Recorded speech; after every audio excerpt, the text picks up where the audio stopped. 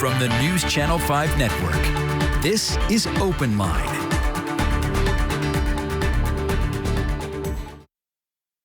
Hello, everyone. Welcome to Open Line. Glad you are with us. We have a very interesting conversation tonight. We're talking about changing our country's education system.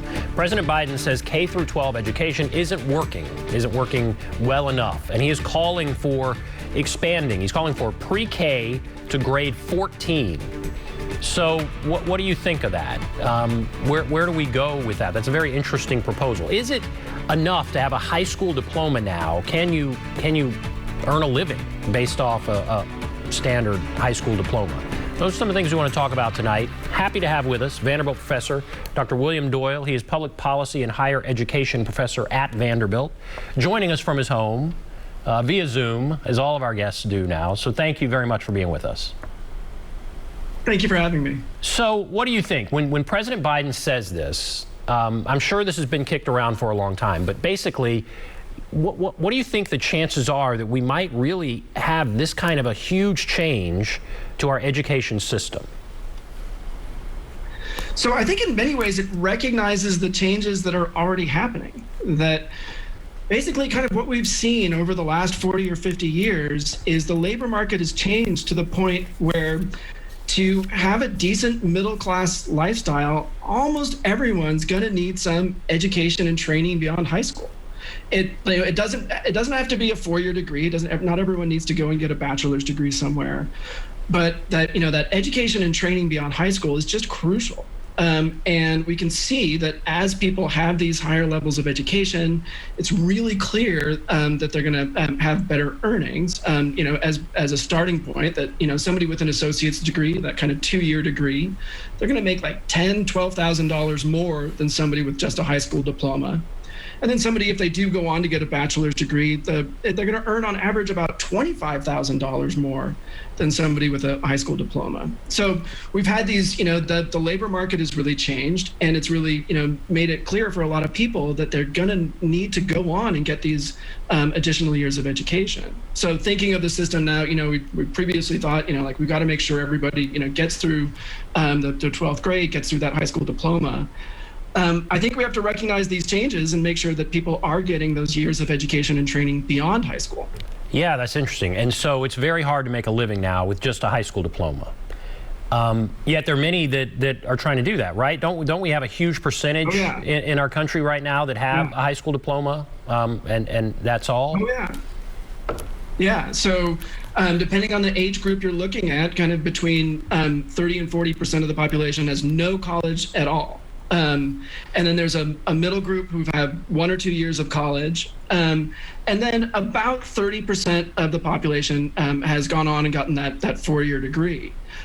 So, the biggest part of the population has had been in college for a couple of years or maybe gone on to go to get a degree. But yeah, there's a lot of people who are out there trying to make it as everyone knows, a really difficult labor market with just that high school diploma.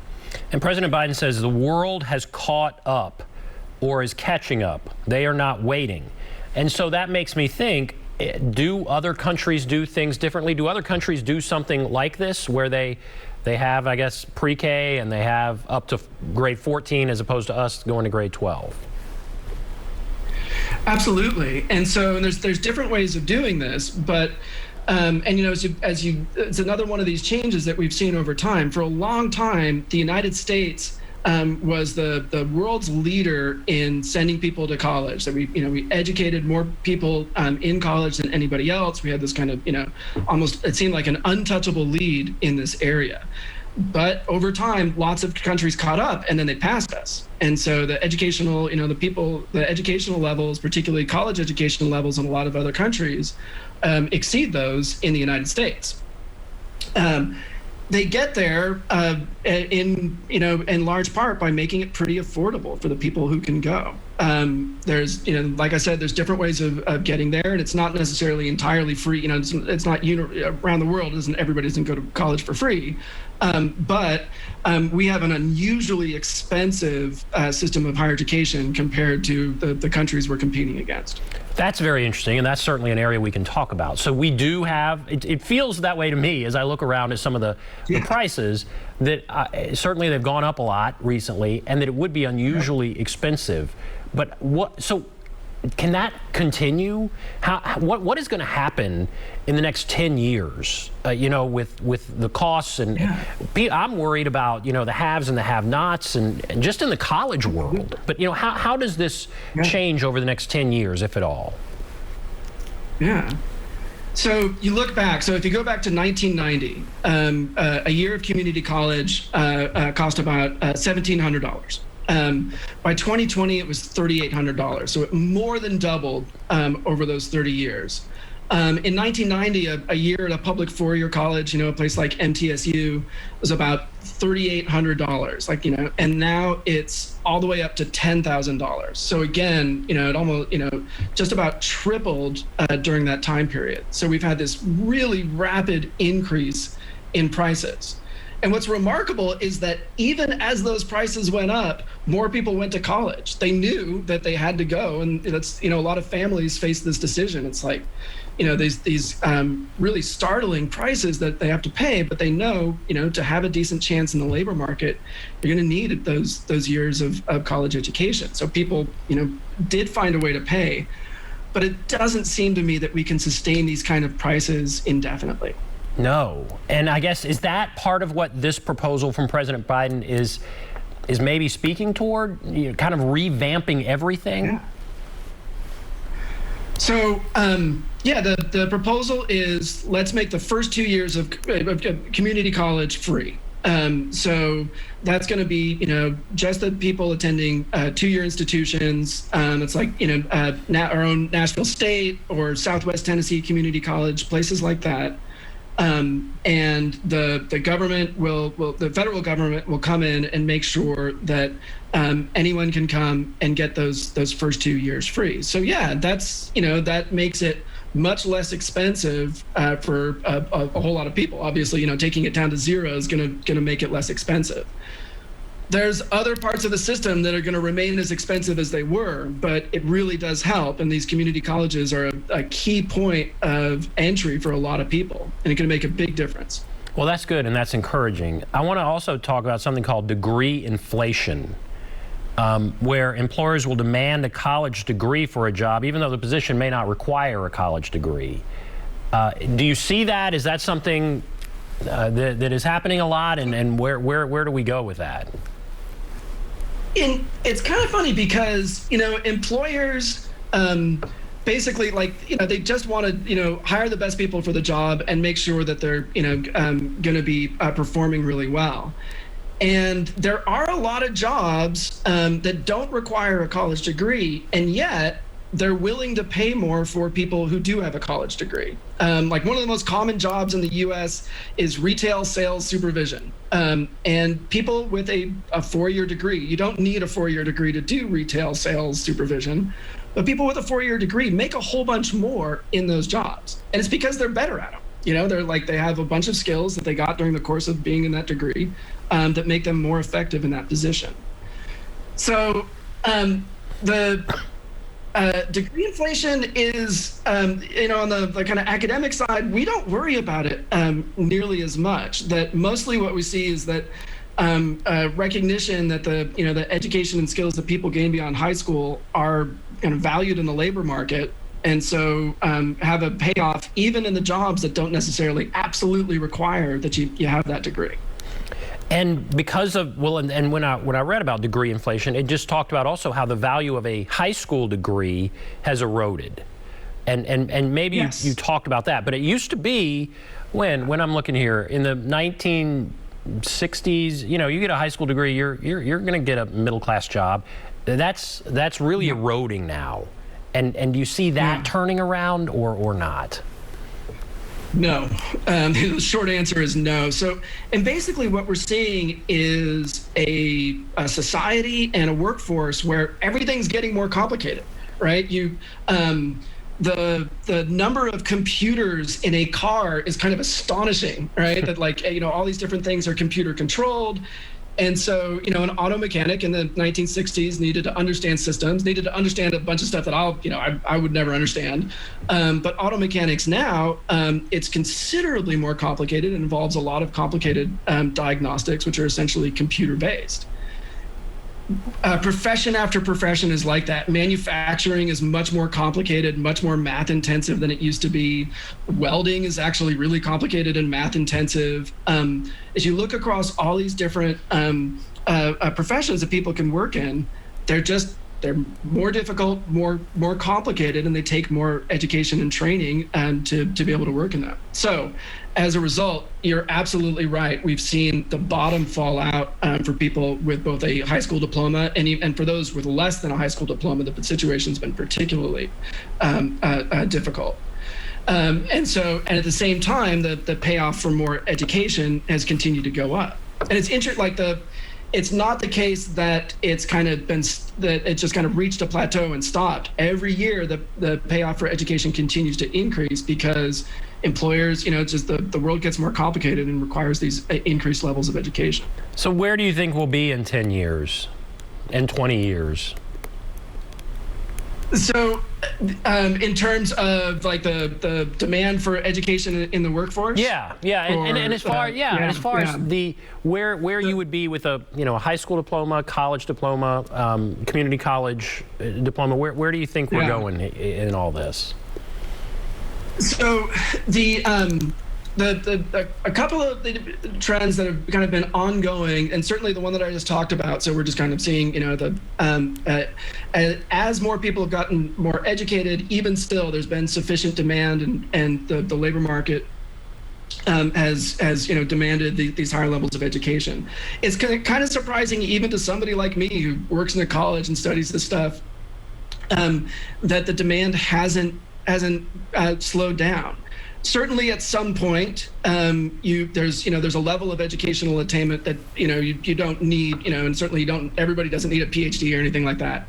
But we're not there yet. So I don't see in the short term, and certainly like in the next 5 years, that there will be any decline in the demand for people with more education. I think that there's going to be employers are going to continue to want people with higher and higher levels of education, certainly in the short term. Okay. Yeah, I think that's absolutely right. And then the question becomes, so how do people afford that? If it's not this, President Biden's plan of 2 years free of the community college, that kind of thing, how will they afford that when the prices have continued to go up in the dramatic way that you talked about earlier? Just at MTSU and even at a community college, what the prices are compared to what they were in 1990. And so how does that work itself out? What do you think as far as those trends? So we know really clearly that as we increase the price of higher education, there's people who could have gone who aren't going to go. And it sounds kind of simple, but it's true. We can definitely price people out of college who would have benefited from going. And then, so as these prices have gone up, that's one of the things that's happened, is that we've priced people out of college. For the people who go, they're faced with doing kind of one of three things. They can take fewer credits. It's always cheaper to take just a few fewer credits. That gets the price down, but that makes it more difficult to graduate. It's going to take years and years to graduate. They can work. And there's nothing wrong with working your way through college. It can certainly help. But if you're working so many hours, you can't attend your classes. That's obviously going to be counterproductive. And then the third thing they can do is they can borrow the money. And that's what a whole bunch of students did.